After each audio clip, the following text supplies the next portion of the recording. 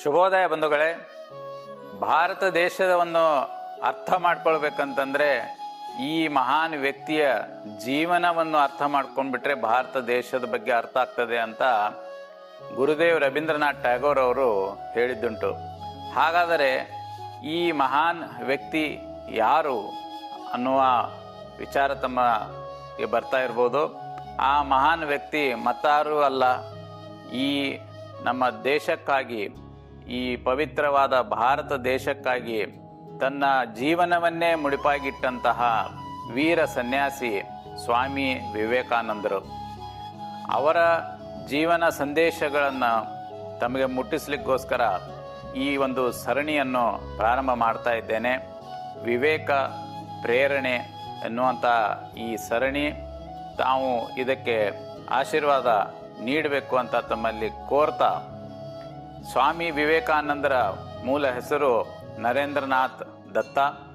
ಅವರಿಗೆ ಸ್ವಾಮಿ ವಿವೇಕಾನಂದ ಅಂತ ಹೆಸರು ಹೇಗೆ ಬಂತು ಅಂತ ಅದಕ್ಕೆ 2-3 ಬೇರೆ ಬೇರೆ ವಿಚಾರಗಳು ಬರ್ತವೆ. ಅದರಲ್ಲಿ ಎಲ್ಲರೂ ಒಪ್ಪುವಂಥದ್ದು ಯಾವುದು ಅಂತಂದರೆ, ಅವರಿಗೆ ಚಿಕಾಗೋದಲ್ಲಿ ನಡೆಯುವಂತಹ ಎಲ್ಲ ಧರ್ಮಗಳ ಒಂದು ಏನು ಸಮ್ಮೇಳನ ಇತ್ತು, ವರ್ಲ್ಡ್ ರಿಲಿಜಿಯನ್ ಕಾನ್ಫರೆನ್ಸ್ ಏನಾಗ್ತಾ ಇತ್ತು ಚಿಕಾಗೋದಲ್ಲಿ 1893ಯಲ್ಲಿ, ಆವಾಗ ಅಲ್ಲಿ ಹೋಗೋಕ್ಕೆ ಮುಂಚೆ ಅವರ ಪರಮ ಶಿಷ್ಯನೂ ಅನ್ಬೋದು, ಅವರ ಆಪ್ತ ಸ್ನೇಹಿತನೂ ಅನ್ಬೋದು, ರಾಜಸ್ಥಾನದ ಕ್ಷೇತ್ರೀಯ ರಾಜರಾದಂತಹ ಅಜಿತ್ ಸಿಂಗ್ ಅವರು ಅವರಿಗೆ ಈ ಹೆಸರನ್ನು ಸೂಚಿಸಿದರಂತೆ.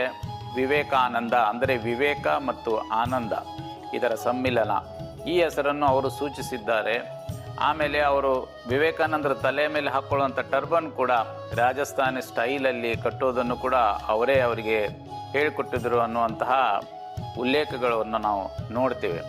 ಈ ರೀತಿ ಅವರ ಹೆಸರು ನರೇಂದ್ರನಾಥ್ ದತ್ತದಿಂದ ಸ್ವಾಮಿ ವಿವೇಕಾನಂದ ಆಯಿತು ಅನ್ನುವಂತಹ ಉಲ್ಲೇಖಗಳಿದ್ದಾವೆ. ಇಂತಹ ವಿಶೇಷ ಇನ್ನೂ ವಿಷಯಗಳೊಂದಿಗೆ ಪ್ರತಿದಿನ ತಮ್ಮ ಮುಂದೆ ಬರ್ತೇನೆ. ಈ ವಿವೇಕ ಪ್ರೇರಣೆ ಸರಣಿಗೆ ತಮ್ಮೆಲ್ಲರ ಸಹಕಾರ ಇರಲಿ ಅಂತ ಕೇಳ್ತಾ ಮತ್ತೆ ನಾಳೆ ತಮಗೆ ಸಿಗ್ತೇನೆ. ನಮಸ್ಕಾರ.